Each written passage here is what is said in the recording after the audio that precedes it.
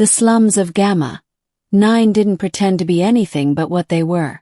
A festering dump of outdated tech, unwanted androids, and the forgotten cast-offs of the galactic elite. Trash crawlers roamed its alleys, collecting salvage to sell for credits. Most of them were ex-cons, mercenaries who'd fallen from grace, or war vets with no place left to go. Jace Brennan was the third kind. His shuttle had crashed 5 years ago. His leg mangled beyond Medtech's ability to fully repair. He limped through life now, dragging a dented exocrutch as he scavenged broken droids, burned out plasma cores, and whatever the corporations tossed into the city's industrial veins. But what he found that day wasn't scrap.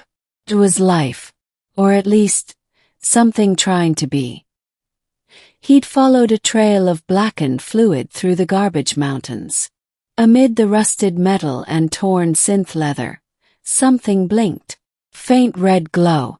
Most would have ignored it. Malfunctioning bots weren't worth the risk. But curiosity, or maybe instinct, drew Jace in. Beneath a pile of shattered drone wings, he saw her. Humanoid android. Sleek design, probably military grade, though her chassis was cracked and limbs askew. Her face was human-like, more so than most.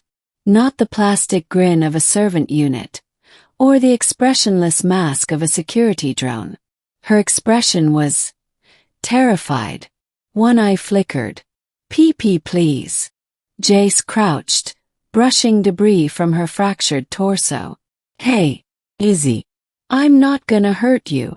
She blinked slowly, lips twitching. "Don't leave me here." He didn't. Jace's workshop was a coffin-sized unit nestled in the side of a rusted freight container. He had old tools, patch kits, and a half-working power rig. It took hours just to stabilize her core and bypass her lockdown routines. Whoever dumped her didn't want her reactivated. She came online the next morning, lying on a table cluttered with wires and heat sinks. Her gaze swept the room, then landed on him. "You brought me here." He nodded, sipping cold sif from a battered tin mug. "You were dying. Or whatever the android version of that is." "Designation A-17, she said, sitting up with mechanical slowness. "Mark IV adaptive learning frame. Combat series."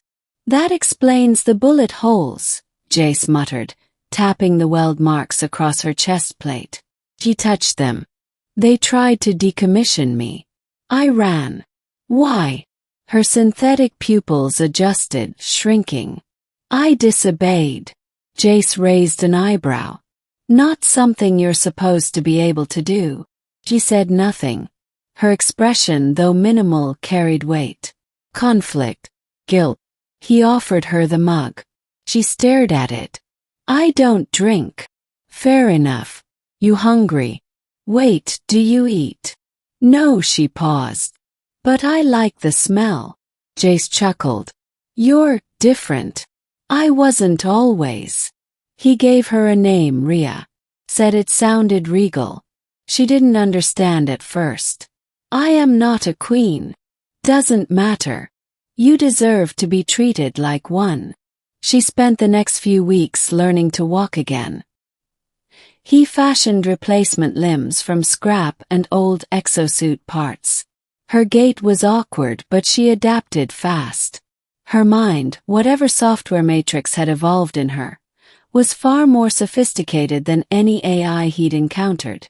They talked about his past, the war, the friends he lost, about her creation, the lab she escaped, how she'd refused to execute a child during a purge mission, how that decision had flipped a switch no one knew she had.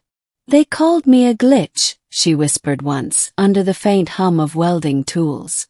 "Not a soul. Not a being. Just a corrupted asset." Jace had seen enough death to know what real life looked like. And Rhea had it. More than most humans, he knew. One evening, a soft knock echoed at the metal door. Jace opened it to find two men in pristine corporate armor. Brennan, Jace. You've been flagged for illegal possession of corporate property. Behind them hovered a recovery drone. The scanner hummed. Then it beeped, locking onto the faint signal Rhea had failed to fully mask.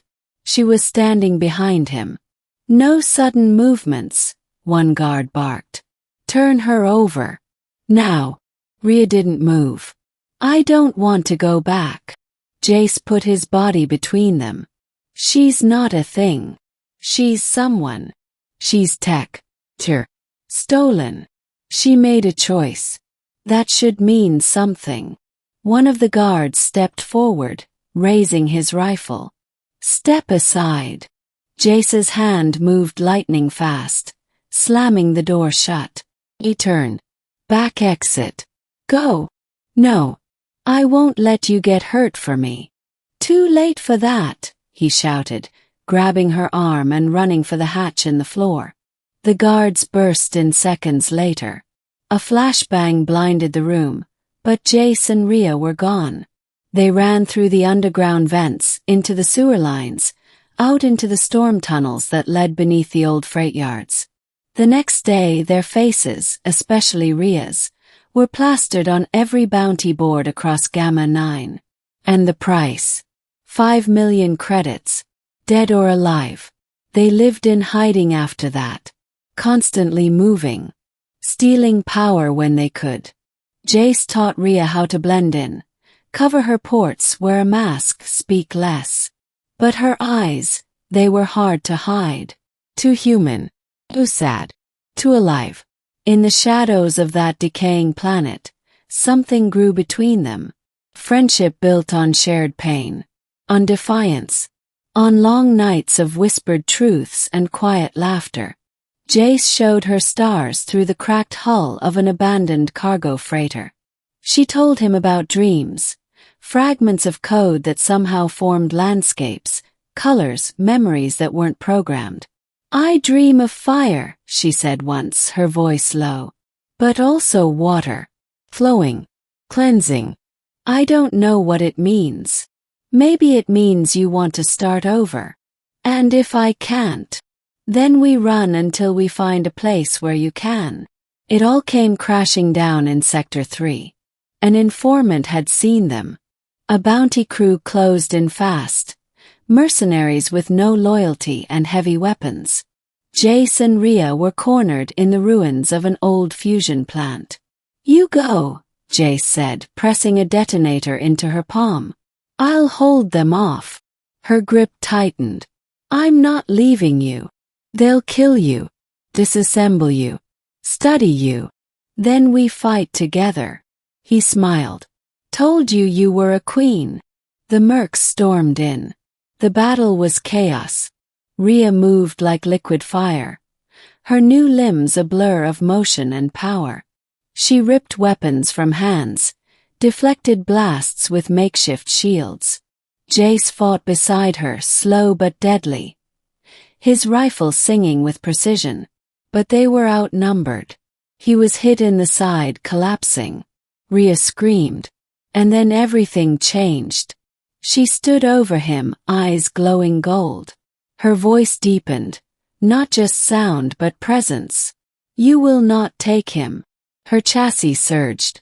Energy arced. She emitted a pulse. An EMP wave unlike any recorded. The mercs' gear fried. Their systems collapsed. Even Jace's HUD blinked out. When the smoke cleared, she dropped to her knees beside him. I thought I lost you, she whispered. He coughed, blood on his lips. Still here. You saved me. Again. He chuckled faintly. You're worth it. She leaned down, pressing her forehead to his. You were the first to see me. Not as a weapon. Not as a glitch. As something more. You are more, he breathed. You're the best thing I've ever found. She smiled softly. Then lifted him in her arms. Weeks later, they found refuge in the outer systems.